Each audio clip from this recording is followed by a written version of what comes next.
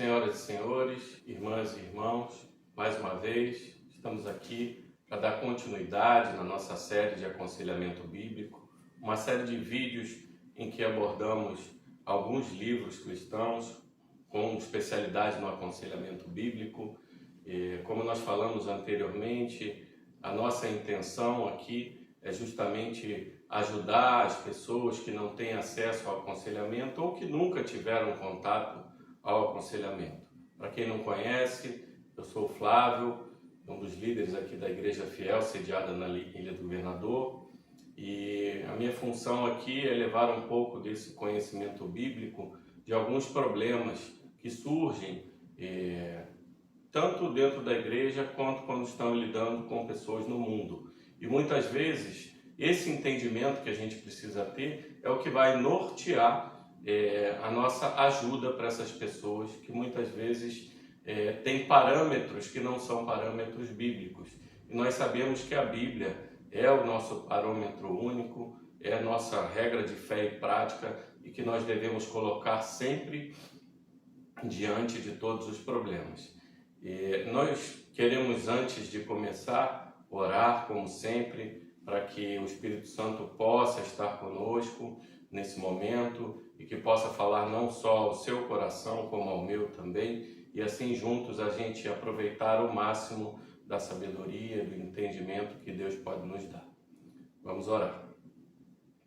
Pai Santo, Senhor Deus, aqui mais uma vez na Tua presença como igreja, nós te pedimos, Senhor, ajuda-nos, derrama uma graça especial sobre esse vídeo que está sendo começado agora, sobre esse ensinamento, sobre essa pequena pregação, em que nós iremos abordar problemas da humanidade, Senhor, que acomete não só pessoas do mundo, mas pessoas também da Tua igreja. Nós te pedimos, Pai, em nome de Jesus, que Tua graça seja derramada sobre nossos corações também, nossas mentes, nos dê sabedoria para falar e para ouvir, nos dê entendimento também da Tua palavra e de tudo aquilo que o Senhor quer falar a nós nesse momento. Que o Senhor possa estar presente conosco. Aqui nós oramos como igreja, Pai, em nome de Jesus. Amém. Irmãos, hoje nós vamos tratar mais um problema baseado num livro chamado Perdão. Eu simplesmente não consigo me perdoar. Também do pastor Robert D. Jones, como a gente comentou aqui no vídeo passado, que é um pastor que tem trabalhos muito profícuos, proveitosos na questão do aconselhamento bíblico. E esse livro também é um livro muito importante, porque muitas vezes nós ouvimos de pessoas, não só no mundo, mas também dentro da igreja, pessoas que utilizam muito frequentemente essa frase, eu não consigo me perdoar.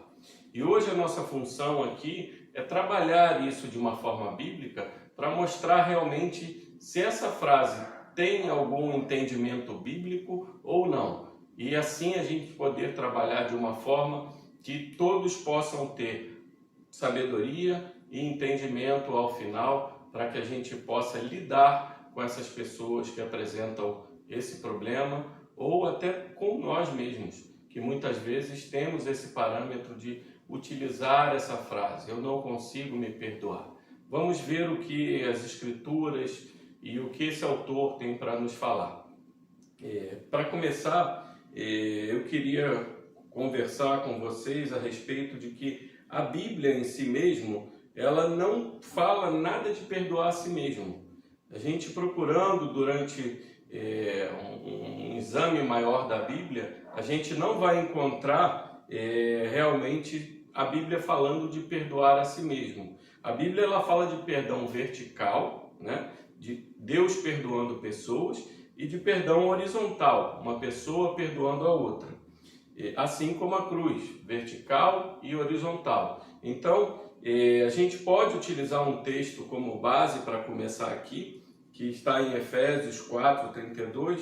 O apóstolo Paulo, quando está falando aos cristãos de Éfeso, ele está dizendo assim: antes, sede uns para com os outros benignos, compassivos, perdoando-vos uns aos outros, como também Deus em Cristo vos perdoou. Você vê que nesse texto, o próprio apóstolo já está falando do perdão de Deus e do perdão ao próximo. A base que ele utiliza para que a gente seja benigno, compassivo e que a gente perdoe os outros é porque Deus em Cristo também nos perdoou. Isso já nos coloca numa situação de que o apóstolo já está demonstrando que existe esse perdão vertical, né, que é o perdão que foi concedido a nós por Deus em Cristo Jesus e que concede a todos aqueles que também se convertem o seu coração e chamam Jesus Cristo de Senhor, para a honra e glória de Deus o Pai. E a gente começa a entender que aqui o próprio apóstolo não vai comentar sobre o perdoar a si mesmo. Isso já é um texto base que a gente utiliza para começar, porque muitas vezes a gente precisa de um norte para poder entender o que a gente vai falar mais para frente. Uma falta de capacidade de perdoar a si mesmo pode estar falando um pouco dessa pessoa, seja você, ou seja um conhecido seu, ou seja um amigo, ou seja um vizinho, ou seja até mesmo um familiar. Essa falta de capacidade de perdoar a si mesmo, ela expressa basicamente um problema de justiça própria ou de falta de autoconhecimento verdadeiro. Essas duas coisas, elas estão em paralelo aqui, geralmente nessas pessoas. Primeiro, o que é a falta de conhecimento verdadeiro? Muitas pessoas não têm conhecimento da sua própria natureza, tá? E não têm conhecimento também da natureza de Deus. Nas Institutas, João Calvino, ele tem um texto ali no capítulo 1 do tomo 1, em que ele fala muito sabiamente sobre a questão do conhecimento de Deus e o conhecimento de nós mesmos. Mais para frente a gente vai ler um pequeno trecho desse capítulo para que fique melhor entendido. Mas justamente é isso, quando a gente consegue entender quem é Deus e quando a gente consegue entender quem somos nós, tudo começa a ficar um pouco mais claro. Nessa questão, essa falta de autoconhecimento verdadeiro, que é o principal aqui, quando a gente começa a conhecer quem somos nós temos realmente a necessidade de buscar a Deus, de contemplar a face de Deus e de saber realmente que precisamos de um Salvador, precisamos de um Deus realmente que possa estar junto conosco, tirando toda a culpa, todo aquele poder que nós sentimos do erro, do pecado, de tudo aquilo que a gente comete e que se sente culpado. Nesse caso, a outra coisa que nós falamos aqui sobre o problema de justiça própria, muitas pessoas têm tentado erguer um padrão de justiça própria, né? Não conhecendo o que é a verdadeira justiça. Nós sabemos que a verdadeira justiça, ela tem que ser uma justiça, além de verdadeira, perfeita. E para ser uma justiça perfeita, ela não pode ser uma justiça de homens, né? Por mais que os homens busquem a excelência, eles jamais conseguirão atingir uma justiça perfeita. Porque para ter uma justiça perfeita, é preciso que aquele que está elevando o padrão de justiça tenha uma santidade perfeita. E nesse caso, só Deus. Então, essa falta de entendimento de quem nós somos e esse senso de justiça própria, nada mais é do que a falta de conhecimento de quem nós somos e de quem Deus é. Porque a justiça de Deus é uma justiça muito elevada aos nossos olhos. É claro que nós, como seres humanos, como seres finitos, jamais entenderemos o que é a justiça de Deus até quando a gente estiver diante de Deus no dia do grande julgamento. Porém, o que nós podemos saber pela Bíblia é que Deus é santo, santo e santo, e é aquele Deus que tem um padrão de justiça muito elevado. Que todas as pessoas que estiveram na presença de Deus se prostraram em desespero, em pranto, em choro, porque sabiam ali diante de Deus que podiam ser fulminados no caso dos seus pecados, de tudo aquilo, como o próprio profeta Isaías, em Isaías 6, ele vem nos primeiros 5 capítulos falando: ai do povo tal, ai daquele governante, ai desse, daquele, e no capítulo 6 ele fala, ai de mim. Quando ele está na presença de Deus, ele professa diante de Deus, ai de mim, homem de lábios impuros no meio de um povo impuro. Ele conhece a sua verdadeira essência e ali Isaías verdadeiramente começa o seu ministério, um ministério com um padrão mais elevado de justiça, de santidade, olhando para a face de Deus.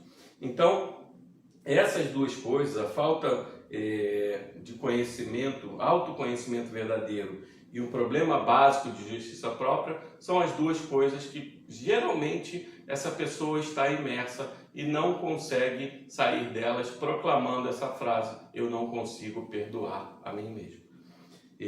Como a palavra de Deus trata essas questões erroneamente diagnosticadas, né, como incapacidade de perdoar-se a si mesmo, existem 5 a 6 possibilidades. Aqui no caso, o autor fala de 5 possibilidades, nós vamos trabalhar ela e no final comentaremos mais uma que a gente realmente vai poder trabalhar para poder estender um pouquinho mais biblicamente esse entendimento. O primeiro ponto que eu quero trabalhar com vocês é que a pessoa que diz não consigo me perdoar, ela pode estar simplesmente expressando uma incapacidade ou uma indisposição para entender e receber o perdão de Deus. Isso pode acontecer geralmente pela pessoa subestimar o seu pecado, subestimar a santidade de Deus ou subestimar a sua graça, ou por ainda não reagir devidamente aos acusadores e os fatos das próprias memórias. O remédio nesses casos, irmãos, senhoras e senhores, é justamente a gente entender o verdadeiro Evangelho. Quando a gente começa a acreditar na mensagem do Evangelho e a vivê-la e a compreender o perdão de Deus, essas coisas começam a se dissipar, assim como nuvens de uma tempestade. Porque muitas vezes essa sensação de culpar a si mesmo, de não conseguir se perdoar, é um peso muito grande que as pessoas carregam. E o Evangelho é o grande remédio para isso. O Evangelho, quando a gente começa a entender que Deus morreu por todos esses pecados, morreu por esses erros, os pecados do passado, do presente, aqueles que ainda virão no futuro, nós temos um entendimento melhor do que Deus fez por nós. Porque, na verdade, o Evangelho, ele se trata no tempo do que o Deus verdadeiro, que desceu de sua glória, que encarnou e imputa a sua própria justiça de santidade em nós, e nós somos recebidos como filhos de Deus, porque o próprio Jesus Cristo, o Filho de Deus, acalma a ira de Deus, o Pai, quando ele recebe toda a ira dos nossos pecados ali naquela cruz. A obra da cruz é a maior obra de amor e de justiça já existente em toda a história humana. É uma obra de amor porque Deus realmente nos amou antes mesmo que nós amássemos a Ele, e é uma obra de justiça porque Cristo paga todos os nossos pecados ali na nossa cruz. Quando nós conseguimos entender a essência do Evangelho de Jesus Cristo, essa questão de perdão começa a tomar um pouco mais de luz ao nosso entendimento.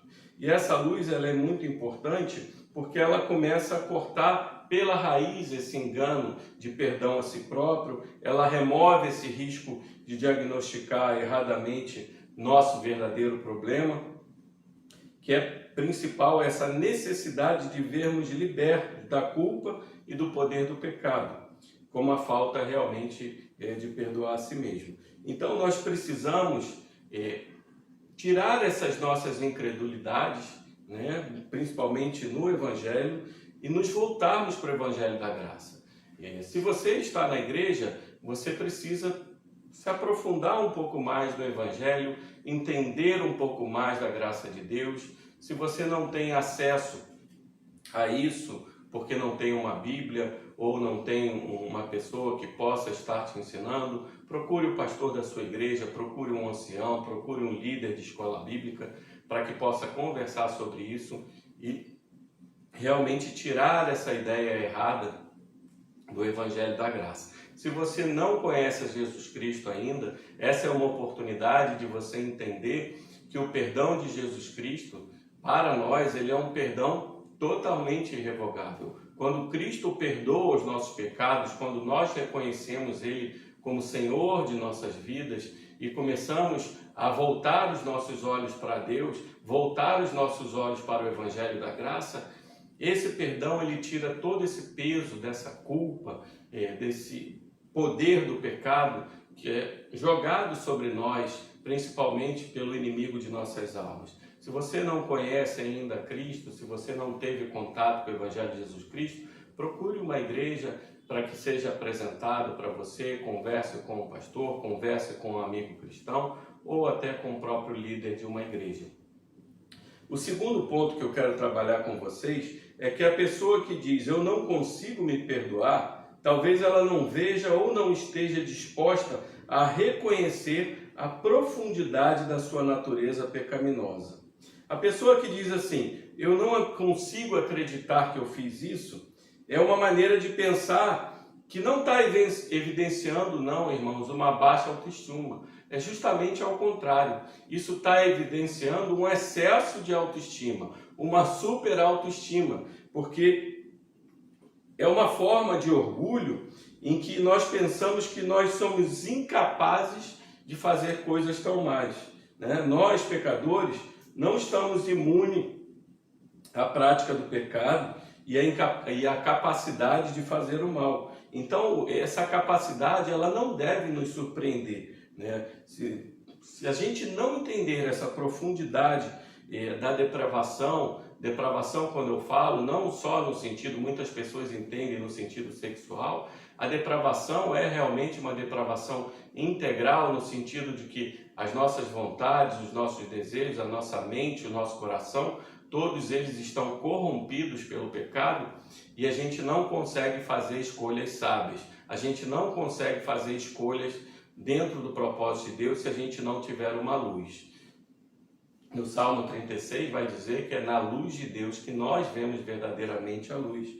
Então, nós temos que entender que essa depravação, essa corrupção integral, tanto do nosso corpo quanto da nossa alma, ela acontece tanto em descrentes quanto em crentes. Ela ainda subsiste no crente, né? A presença do pecado, ela só vai realmente sair quando nós estivermos na glória, quando nós estivermos na presença de Deus, já redimidos ali, vivendo ao lado de Deus.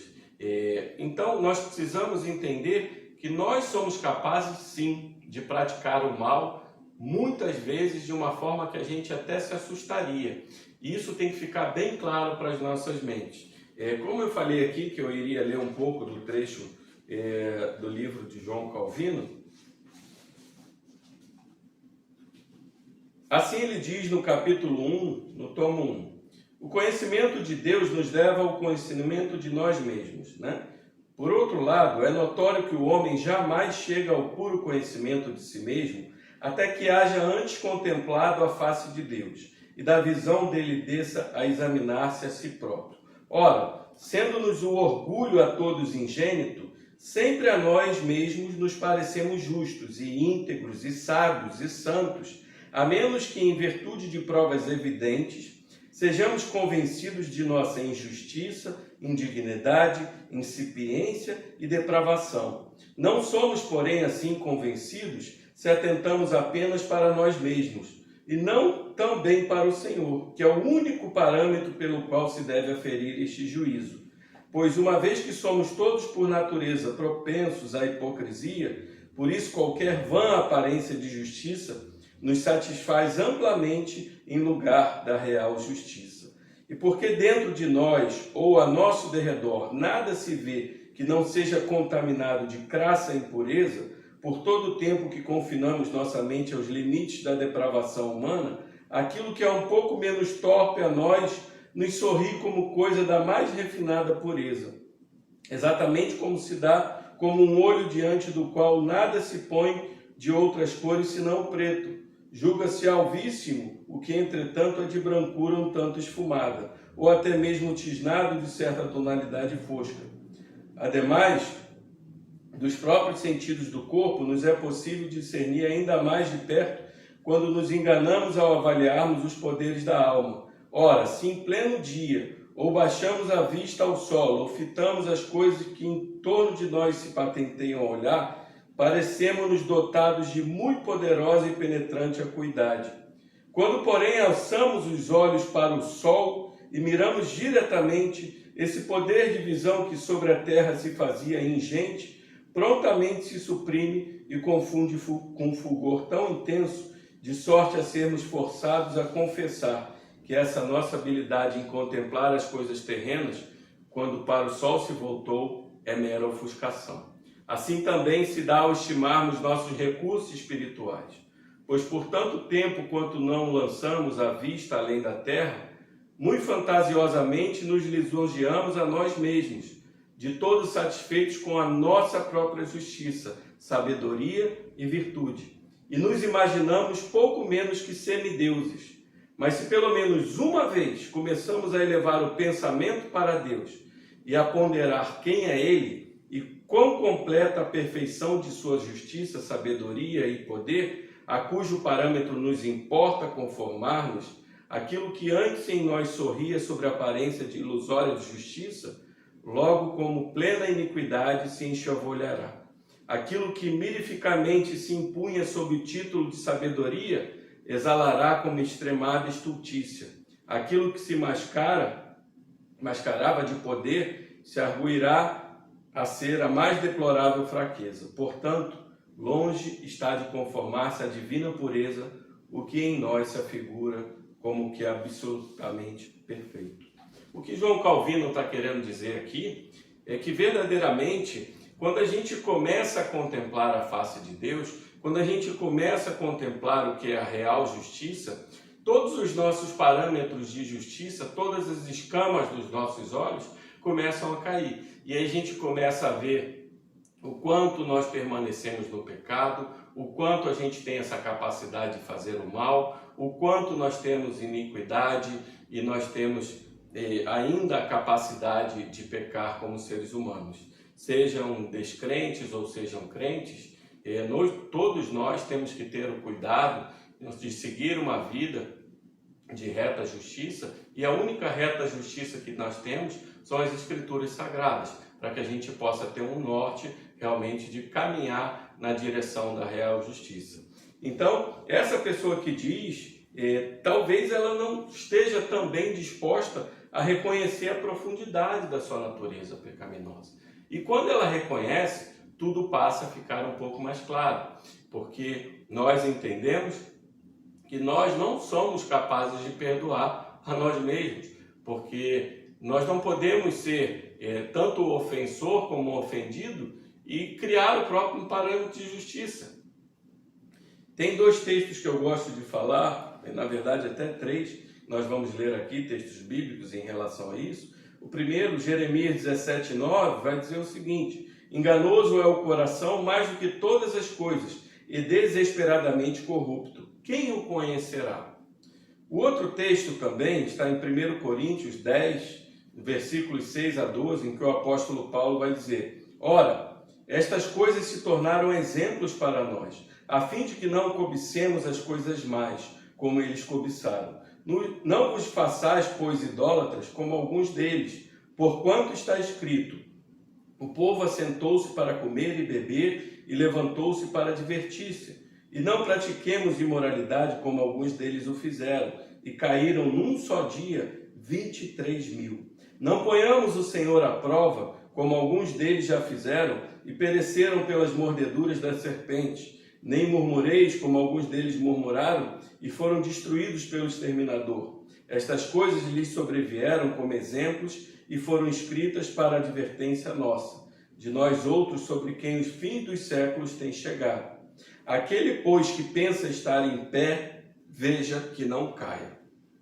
O próprio apóstolo aqui está falando da nossa capacidade de pecar, que aquele que está de pé, que veja que não caia, demonstrando essa nossa capacidade de irmos muito além com o mal. E Tiago, no capítulo 1, nos versos 13 a 15, vai dizer assim: ninguém ao ser tentado diga, sou tentado por Deus, porque Deus não pode ser tentado pelo mal e Ele mesmo a ninguém tenta. Ao contrário, cada um é tentado pela sua própria cobiça, quando esta o atrai e o seduz. Então a cobiça, depois de haver concebido, dá a luz ao pecado, e o pecado, uma vez consumado, gera a morte. Tiago é muito claro aqui que nós realmente temos um caminho, né? Que é esse caminho da cobiça, né? E a cobiça dá luz ao pecado, e o pecado, uma vez consumado, nos leva a caminhos de morte. Então, quando nós entendemos a profundidade dessa corrupção integral que nós temos em nossos corpos, aí nós temos um entendimento melhor do verdadeiro perdão. O verdadeiro perdão, ele tem que vir de Deus, ele não pode vir de nós mesmos. Por isso que nós não conseguimos chegar nessa justiça real, chegar nessa justiça de se aliviar da culpa e do poder do pecado, como o Evangelho da Graça nos faz. Eu quero até lembrar uma frase que muitas vezes a gente ouve falar, eu não sei de quem é essa autoria, mas é uma frase muito interessante, em que Satanás não quer que a gente faça a vontade dele. Satanás só quer que a gente faça a nossa vontade.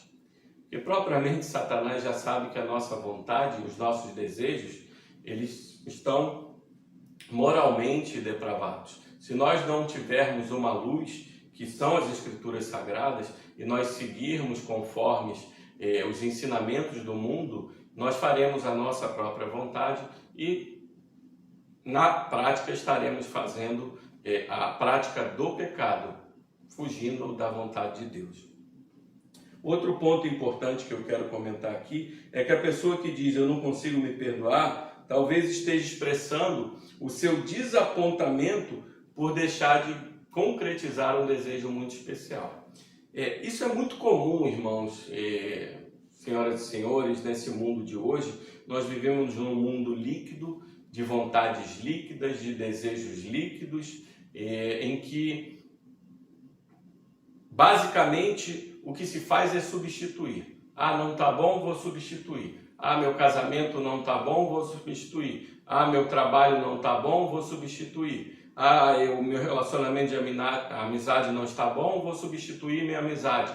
E a sociedade está se tornando tão volúvel, tão líquida, tão superficial, que ela começa a substituir. Porque ela não tem mais um padrão de integridade, ela não tem mais um padrão de ética, ela não tem mais um padrão de moralidade. E com isso, ela acha que ela substituindo, ela vai fazer com que seus desejos sejam alcançados, que a sua justiça seja alcançada, e que muitas vezes a sua própria felicidade seja alcançada.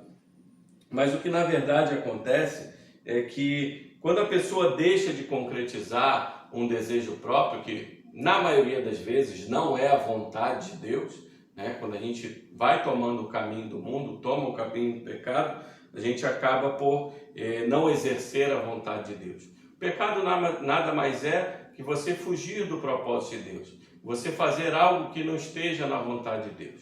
Essa é a definição mais simples do pecado. Muitas vezes a gente acha que o pecado é somente uma maldade, né? A gente peca diariamente porque nós não conhecemos verdadeiramente a vontade de Deus. O único parâmetro que nós temos é essa justiça, é a reta justiça, a Escritura Sagrada. E para isso a gente precisa viver segundo o ensinamento da Escritura Sagrada, para que a gente não tome o caminho do mundo e que não erre. Mas quando os seus desejos dessa pessoa não se concretizam, a primeira reação dela é essa autorrecriminação, principalmente com aquela frase que fica perdurando nas nossas cabeças: se ao menos eu tivesse, se ao menos eu fizesse, se ao menos eu conseguisse.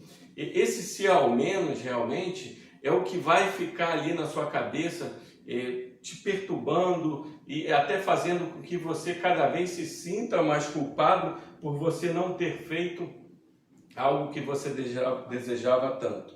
E muitas vezes a gente se torna tão cego à nossa própria ânsia interior de controlar a própria felicidade, de controlar a própria justiça, de controlar os próprios desejos, que esses desejos que não são crucificados em Cristo, o que eu quero dizer com isso? esses desejos que não estão dentro da vontade de Deus acabam por nos machucar, acabam por fazer com que a gente sinta esse peso, sinta essa culpa dentro de nós por não ter realizado. Muitas vezes pode ser algo material, mas outras vezes pode ser algo também que afete muito a nossa alma, seja num relacionamento quebrado, ou seja até próprio em algo espiritual diante de Deus, uma promessa que não foi cumprida.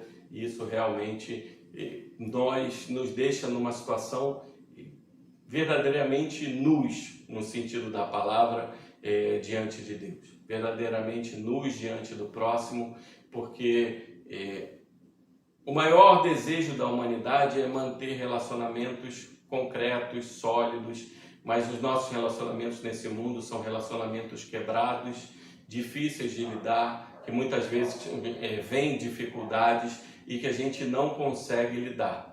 E então, nesse caso, quando a gente não consegue concretizar um desejo muito especial, a gente fica também se autorrecriminando. Nós já comentamos aqui que, primeiro, isso aí pode denotar uma incapacidade ou uma indisposição para entender e receber o perdão de Deus.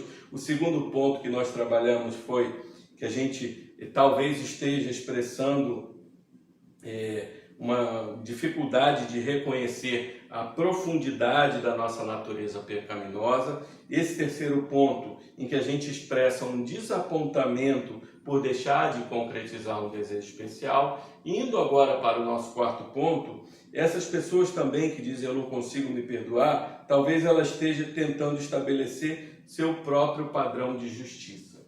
Isso é uma coisa muito comum.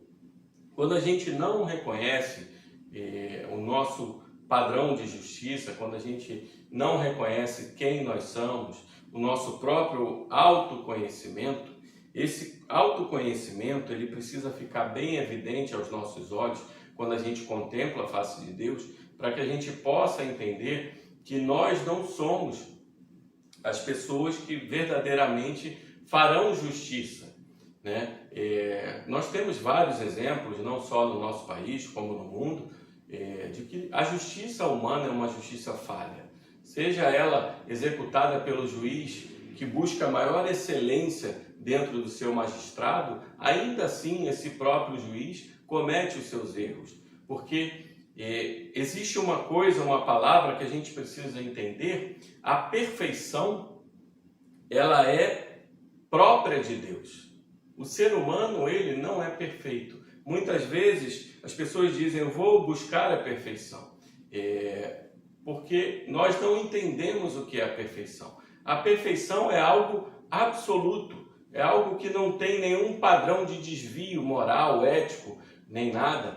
Então, isso é inalcançável para o ser humano no seu estado atual, no seu estado de não estar glorificado, de não estar vivendo uma vida santa diante do nosso Deus. Então, nosso padrão de justiça sempre será um padrão de justiça contaminado, um padrão de justiça incompleto, um padrão de justiça impuro e um padrão de justiça irreal. O real padrão de justiça, o puro padrão de justiça, o padrão de justiça verdadeiro, ele é o padrão de justiça de Deus. Por que Deus nos deu os 10 mandamentos? Justamente para isso. Nós vamos ver que a maioria das sociedades hoje, se não quase todas, excetuando alguns aborígenes, alguns que ainda vivem no canibalismo, eles seguem os padrões dos preceitos morais e éticos do cristianismo, do decálogo e muitas vezes de alguns padrões que são colocados na ética moral judaico-cristã. Então, quando a gente começa a entender que o padrão de justiça para julgar os nossos pecados precisa ser um padrão perfeito e elevado, por mais que a gente busque a excelência, nós jamais conseguiremos. E muitas vezes, por orgulho em nossos corações, nós exercemos o nosso próprio padrão de justiça. E o que isso quer dizer? Isso quer dizer, na verdade, um profundo orgulho que nós temos.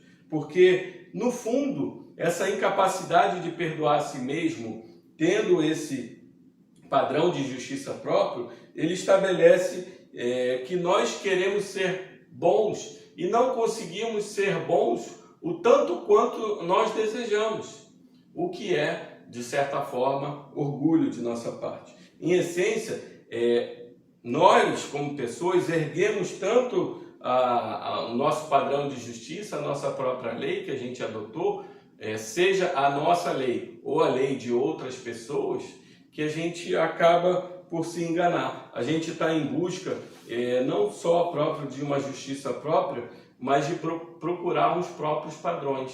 E isso começa a trazer novamente peso para nós. Nós elevamos muito o nosso padrão de justiça, no sentido de que, eu queria ter tido uma justiça melhor nesse sentido. Eu queria ter agido de uma forma diferente. E quando a gente se julga a si próprio, acaba que a gente não consegue entender o que se passa diante do problema apresentado. Porque, como eu falei aqui, você não pode ser o ofensor, o ofendido e o juiz. Você está se colocando numa cátedra que não é para você julgar. Todo erro, todo pecado, ele é uma ofensa à santidade de Deus.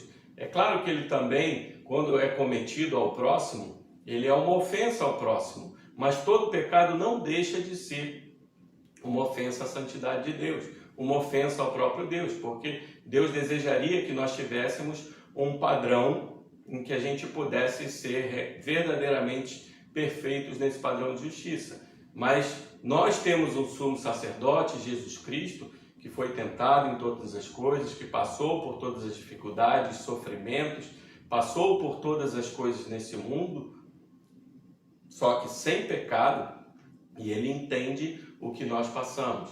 Então nós temos o perdão de Jesus Cristo, justamente por ele ter sido o nosso sumo sacerdote, ainda ser o nosso sumo sacerdote, e ser pela vida inteira, na eternidade. Porque quando estivermos diante, nós saberemos que Jesus Cristo foi o nosso Salvador. Que Jesus Cristo foi o nosso verdadeiro sumo sacerdote, que intercedeu por nós, junto ao julgamento de Deus. Nós queremos também lembrar aqui, Filipenses 3, 7, 9, vai dizer o seguinte: o único que nós devemos agradar, o único padrão que nós devemos medir a nós mesmos é o padrão de Deus. Olha o que o apóstolo Paulo está dizendo nesse texto. Mas o que para mim era lucro, isto considerei perda por causa de Cristo. Sim, deveras considero tudo como perda, por causa da sublimidade do conhecimento de Cristo Jesus, meu Senhor, por amor do qual perdi todas as coisas e as considero como refúgio para ganhar a Cristo e ser achado nele, não tendo justiça própria que procede de lei, senão a que é mediante a fé em Cristo, a justiça que procede de Deus, baseada na fé. O que o apóstolo está querendo dizer aqui? Ele está querendo dizer realmente que quando ele conheceu verdadeiramente a Cristo, o conhecimento de Cristo Jesus fez ele considerar todas as coisas que ele conhecia como um refúgio, como esterco, porque ele viu que a sua própria justiça, ele viu que os seus próprios desejos, tudo aquilo que habitava nele e que vinha realmente do mundo, eram coisas que para ele, de um certo sentido, não faziam mais o mesmo sentido quando ele era do mundo, quando ele não tinha a visão da face de Deus. Hoje, olhando para a grandiosidade, para a majestade, para o senhorio de nosso Senhor Jesus Cristo, ele começa a entender que até o seu padrão de moral e ética e justiça é um padrão muito rebaixado. E ele considera tudo isso como um refúgio e esterco. E aí ele complementa no texto dizendo que ele não tem justiça própria, que a justiça que procede da lei, que a lei surgiu realmente só para mostrar a ofensa que nós cometemos, tanto ao próximo quanto a Deus. E a nossa justiça está mediante a fé em Jesus Cristo, porque é a justiça que procede de Deus, a real justiça que é baseada na fé. A justiça que foi feita na obra da cruz do Calvário, onde Cristo realmente pagou todos os nossos pecados. Ali, com aquela substituição, Cristo entra no nosso lugar para receber a justa ira de Deus sobre todos os pecados que nós cometemos. E o apóstolo justamente diz que nós só devemos ter esse padrão de justiça e nem mais um outro. O quinto ponto que nós vamos trabalhar é que a pessoa que diz eu não consigo me perdoar, talvez tenha se assentado na cátedra do juiz e pronunciado o veredito a respeito de si mesmo. Quando eu falei aqui no início que ia trabalhar de 5 a 6 pontos, é que eu vou incluir aqui mesmo nesse ponto algo que é muito proveitoso biblicamente da gente trabalhar também. O conceito de auto-perdão, ele coloca estranhamente a mesma pessoa na posição, como eu falei aqui, de ofensor, de juiz e ainda de perdoador. Então a Bíblia declara, porém, que apenas a Deus cabe julgar e perdoar, bem como levar a penalidade do pecado para aqueles que estão em Cristo. Nós temos vários textos que nós vamos falar disso. Aqui eu vou ler o primeiro texto em 1 Coríntios, capítulo 4, nos versos 3 a 5. O apóstolo Paulo vai dizer: todavia, a mim muito pouco se me dá de ser julgado por vós ou por tribunal humano. Nem eu tampouco julgo a mim mesmo, porque de nada me arguí a consciência. Contudo, nem por isso me dou por justificado, pois quem me julga é o Senhor. Portanto, nada julgueis antes do tempo, até que venha o Senhor, o qual não somente trará plena luz as coisas ocultas das trevas, mas também manifestará os desígnios dos corações. E então, cada um receberá o seu louvor da parte de Deus. Vemos aqui que o apóstolo está falando que só verdadeiramente quando estivermos na presença do Senhor, na presença da verdadeira luz, é que a gente vai enxergar a quantidade de trevas, os desejos ocultos do coração, os desígnios do coração. Portanto, nós não devemos julgar, não devemos ser julgadores, nem julgar a nós mesmos. Tiago, no capítulo 4, nos versos 11 a 12, olha o que ele vai falar também. Irmãos, não faleis mal uns dos outros. Aquele que fala mal do irmão ou julga seu irmão, fala mal da lei e julga a lei. Ora, se julgas a lei, não és observador da lei, mas juiz. Um só é legislador e juiz, aquele que pode salvar e fazer perecer. Tu, porém, quem és que julgas o próximo? O próprio apóstolo Tiago, ele está combatendo aquela ideia de que a gente deveria julgar, porque só existe um legislador, só existe um juiz, é aquele que pode salvar e fazer perecer. Então, nós não devemos julgar o próximo e, consequentemente, também não devemos julgar as nossas causas, porque a gente não tem entendimento para ser um perfeito legislador, para ser um perfeito juiz como Deus é. 1 Pedro 3,18, o apóstolo Pedro vai dizer assim: pois também Cristo morreu uma única vez pelos pecados, o justo pelos injustos, para conduzir-vos a Deus, morto sim na carne, mas vivificado no Espírito.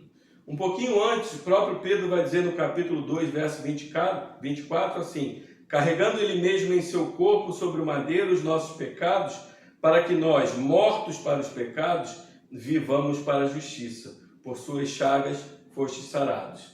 Aqui, Pedro é bem claro em falar o que mesmo o apóstolo Paulo falou sobre a justiça de Deus, que nós comentamos no texto de Filipenses, que é a justiça de Deus que verdadeiramente nos faz viver.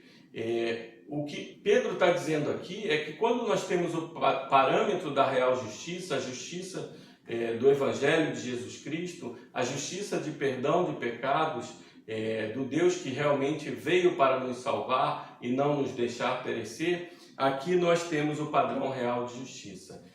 A verdadeira santidade de Deus, ela é algo inalcançável para um ser humano finito.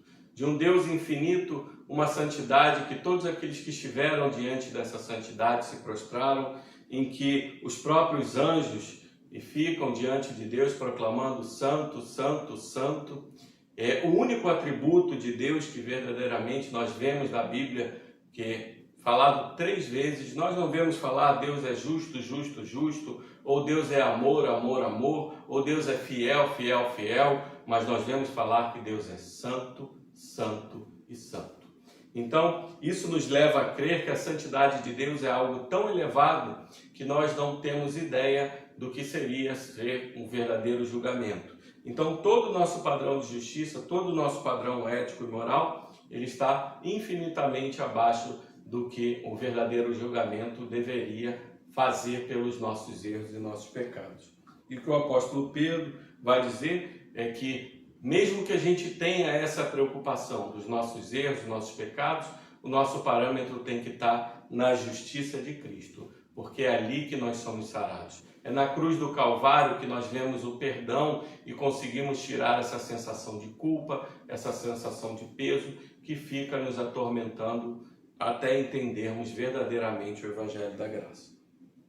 E o ponto que eu falei aqui, que a gente ia acrescentar, um outro ponto, é que muitas vezes a gente superestima o nosso pecado. Isso também é uma falta de entendimento do Evangelho. Eu vou ler um texto para vocês aqui, que está em Romanos capítulo 5, nos versos 20 e 21. O apóstolo Paulo vai dizer assim: sobreveio a lei para que avultasse a ofensa, mas onde abundou o pecado, superabundou a graça, a fim de que, como o pecado reinou pela morte, assim também reinasse a graça pela justiça para a vida eterna, mediante Jesus Cristo, nosso Senhor.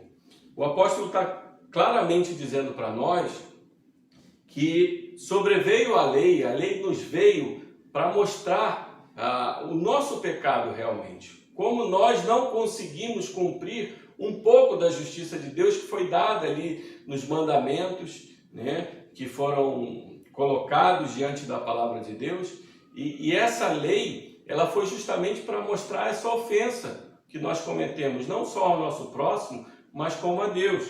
Mas ele também nos diz que onde abundou o pecado, onde abundou o erro, onde abundou a transgressão, superabundou a graça. Essa graça de perdão do nosso Senhor Jesus Cristo, do Evangelho da Graça, de que todo o pecado, seja ele mais simples até o mais pesado, ele possa ser perdoado.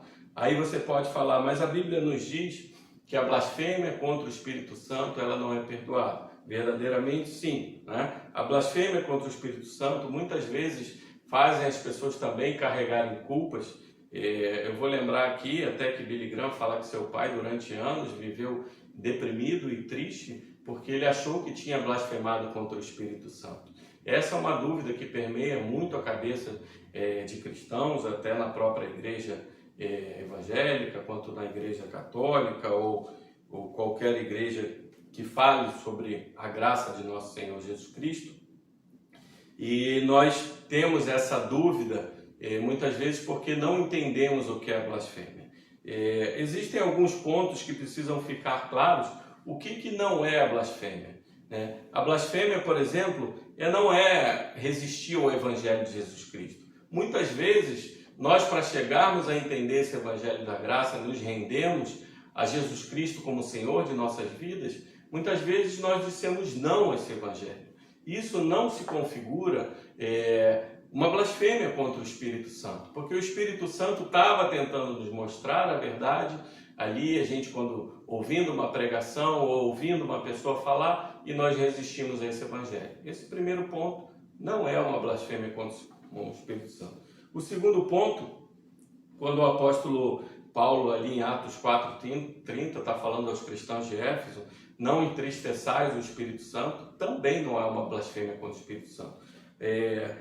A blasfêmia contra o Espírito Santo, apesar de entristecer o Espírito Santo ser um pecado grave, na verdade ela não é uma blasfêmia. Quando Paulo está falando ali aos cristãos, ele está dizendo justamente para que a gente não cometa pecados a ponto de entristecer o Espírito de Deus, mas que a graça de nosso Senhor Jesus Cristo, ela está sobre todos esses nossos erros, por mais graves que sejam cometidos. E outro ponto importante não apagueis o Espírito. Quando a gente fala apagueis, a gente vai lembrar de uma chama, de fogo. E apagar o Espírito, como está lá em 1 Tessalonicenses 5,19, é justamente você se afastar de Deus. Parar de orar, parar de ler a Santa Palavra e vai apagando essa chama dentro de você, a chama do amor de Deus, a chama da justiça de Deus, a chama de seguir os preceitos e a palavra de Deus. E isso também não é uma blasfêmia contra o Espírito Santo. Podem existir momentos na vida, mesmo que curtos, na vida de um cristão, que ele possa estar diante de uma situação dessa. Isso também não é uma blasfêmia contra o Espírito Santo. Da mesma forma que também não resistir ao Espírito Santo, ali quando Estevão está no Sinédrio fazendo o seu testemunho, e ele fala, homens de dura cerviz, vocês que resistis ao Espírito Santo, ele está falando ali realmente sobre a questão deles resistirem realmente a esse Evangelho da Graça. Então, resistir ao Espírito Santo, por mais que eles tenham visto todas aquelas coisas, todos aqueles momentos de graça, desde ali de Gênesis até a época de Estevão, em que eles presenciaram muitos milagres ali com Jesus, e eles viram também e ouviram também de parentes e descendentes dos milagres feitos ali pelo Santo Deus de Israel, e eles estavam resistindo ao Espírito de Deus, porque eles sabiam que todas aquelas coisas eram feitas sob o Espírito de Deus. E muitas vezes isso não se torna uma blasfêmia, porque por mais que eles tivessem um entendimento, eles ainda não tinham uma visão espiritual de contemplar verdadeiramente a face de Deus, porque estavam resistindo ao Evangelho da Graça de nosso Senhor Jesus Cristo, como a gente comentou no início. Mas todo aquele que também resistiu dessa forma ali na época de Estevão, também não blasfemou contra o Espírito Santo. No caso ali de Ananias e Safira, em que eles mentem ao Espírito Santo diante de Pedro, quando eles omitem parte do que deveria ser dado ali aos pés dos apóstolos, daquela venda daquele terreno, e Ananias é morto ali, cai diante dos pés de Pedro, Safira também. Isso também não é uma blasfêmia contra o Espírito Santo.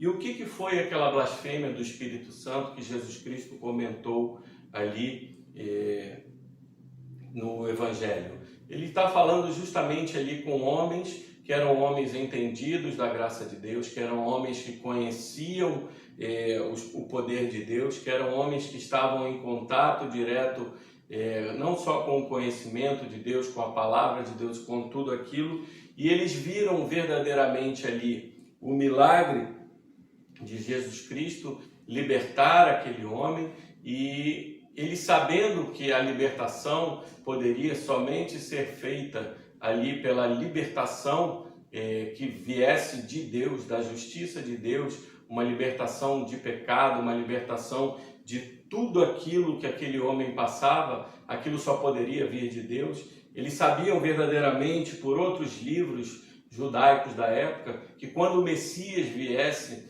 ele teria esse poder de libertar cativos também, e eles, na verdade, resistiram ali por orgulho próprio. Eles sabiam que aquela libertação tinha sido feita pelo poder de Deus, e por orgulho próprio eles atribuíram aquela obra a Satanás, dizendo que Jesus libertava pelo maioral dos demônios e não por Deus.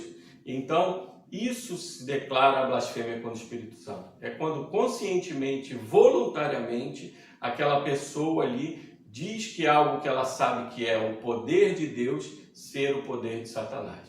Aí sim se configura verdadeiramente a blasfêmia contra o Espírito Santo. Então, quando a gente volta a falar aqui de superestimar o pecado, muitas vezes a gente acha que a gente cometeu um pecado tão grave, ali como Davi, por exemplo, que assassinou, que adulterou e que cometeu aquela quantidade enorme de pecados, mas Davi se coloca diante de Deus ali com o coração contrito, chora e pede o perdão de Deus. Assim tem que ser com as nossas vidas. Nós temos que entender que não existe nenhum pecado que não possa ser perdoado pela graça do nosso Senhor Jesus Cristo. E esse entendimento tem que ficar muito claro, porque nós não devemos superestimar o nosso pecado. Porque como eu li aqui, onde abundou o pecado, superabundou a graça. O que o apóstolo está querendo dizer é que não existe gravidade de pecado que Deus não possa perdoar. Então, na maioria das vezes, a não ser na blasfêmia contra o Espírito Santo, que voluntariamente aconteceu nesse caso ali no Evangelho, e esse caso realmente não foi perdoado. Mas em todos os outros casos, até o que a gente comentou aqui, o que não é blasfêmia para o Espírito Santo, esses casos são verdadeiramente perdoados. Para terminar, como a gente deve tratar realmente? Primeiro ponto, nós temos que entender, se se trata de uma outra pessoa, tratar essa pessoa com compaixão. Demonstrar o verdadeiro amor de Deus, demonstrar para essa pessoa que você está ali para ajudá-la e demonstrar pelo conhecimento da real justiça de Deus, que é a Sagrada Escritura, que ela está com o entendimento errado, não só de si próprio, mas como de Deus e como do perdão de Deus. E a gente, se se trata de nós verdadeiramente, nós temos que ter um pouco mais de paciência, um pouco mais de entendimento e um pouco mais de humildade para nos colocarmos no nosso lugar diante de Deus, para podermos ouvir mais, para podermos ler mais essa santa palavra e poder orar diante de Deus para poder verdadeiramente receber esse perdão da graça de Deus. E assim, ao investigar a nossa vida, nós devemos estar cientes dessas 5 a 6 possíveis razões que a gente tratou aqui. A sexta, eu diria que seria superestimar o nosso pecado, né? Então, para que essa porta da graça de Deus se abra, quando a gente identifica um desses 6 problemas que a gente comentou aqui dentro de nós, que a gente entenda que o Evangelho da graça do nosso Senhor Jesus Cristo, ele é muito maior que tudo isso. Ele é muito maior do que a nossa natureza pecaminosa, ele é muito maior que a nossa justiça, ele é muito maior do que nossos desejos, ele é muito maior do que os nossos pecados, ele é muito maior do que tudo, porque ele é a verdadeira obra de Deus, ele é a maior obra já realizada em toda a história humana, maior obra de amor, maior obra de justiça, e é nisso que nós devemos nos segurar. Eu gosto de dizer muito uma frase que nós só temos paz verdadeira quando nós conseguimos entender que nós não temos controle sobre todas as coisas e quando nós nos colocamos diante de Deus, sabendo que é Ele que pode governar as nossas vidas. Eu quero terminar com vocês, como a gente sempre fala de Escritura Sagrada, fala de Bíblia, eu vou ler alguns textos aqui que são muito proveitosos para tudo isso que a gente comentou aqui hoje. Eu vou começar com um texto que está em Isaías 1,18, falando sobre o perdão de pecados. Diz assim: vinde, pois, e arrazoemos, diz o Senhor. Ainda que os vossos pecados sejam como a escarlata, eles se tornarão brancos como a neve. Ainda que sejam vermelhos como o carmesim, se tornarão como a lã. Isaías também, um pouco mais à frente, no capítulo 38, versículo 17, vai dizer: eis que foi para a minha paz que tive grande amargura. Tu, porém, amaste a minha alma e a livraste da cova da corrupção, porque lançaste para trás de ti todos os meus pecados. Um pouco mais à frente, Isaías em 43, capítulo 43, versículo 25, vai dizer: eu mesmo sou o que apago as tuas transgressões por amor de mim, e dos teus pecados não me lembro. Isaías, um capítulo depois, no capítulo 44, verso 22, vai dizer: desfaço as tuas transgressões como a névoa e os teus pecados como a nuvem. Torna-te para mim, porque eu te remi. Você vê que esses primeiros 4 textos de Isaías, Deus está falando que Ele perdoa os nossos pecados. Ainda que eles sejam como a escarlata, eles vão se tornar algo como a neve. Assim como a gente acha que as nossas transgressões não possam ser perdoadas, o próprio Deus diz que por amor dele, Ele perdoa as nossas transgressões e livra a nossa alma. E Ele desfaz os nossos pecados como uma névoa. Então, quando a gente tem esse entendimento, o nosso coração descansa mais em paz. Miqueias, no capítulo 7, verso 19, vai dizer: tornará a ter compaixão de nós, pisará os pés às nossas iniquidades e lançará todos os nossos pecados nas profundezas do mar. Para terminar, eu vou ler um salmo muito bonito, que é o Salmo 103, começando ali do versículo 8. Assim diz a palavra do Senhor: o Senhor é misericordioso e compassivo, longânimo e assaz benigno. Não repreende perpetuamente, nem conserva para sempre a sua ira. Não nos trata segundo os nossos pecados, nem nos retribui consoante as nossas iniquidades. Pois quanto o céu se alteia acima da terra, assim é grande a sua misericórdia para com os que o temem. Quanto dista o oriente do ocidente, assim afasta de nós as nossas transgressões. Como um pai se compadece de seus filhos, assim o Senhor se compadece dos que o temem. Porque Ele conhece a nossa estrutura e sabe que somos pó. Isso está em Salmo 103, dos versos 8 a 14. E para terminar esse entendimento final, eu quero justamente falar ao seu coração. Se você já falou essa frase, eu não consigo perdoar a mim mesmo, e se você continua com essa frase te machucando, levando culpa, levando peso, opressão sobre a sua alma, e que muitas vezes leva a sua alma a se abater, entenda, o Evangelho da graça do nosso Senhor Jesus Cristo é o que você tem de melhor para isso. Se você é descrente, procure uma igreja, procure conversar com um cristão verdadeiro, procure uma igreja bíblica em que possa ser verdadeiramente apresentado o Evangelho de Jesus Cristo, para que você possa entender a profundidade desse perdão, a profundidade desse amor que nos constrange, a profundidade dessa justiça que perdoa qualquer tipo de pecado.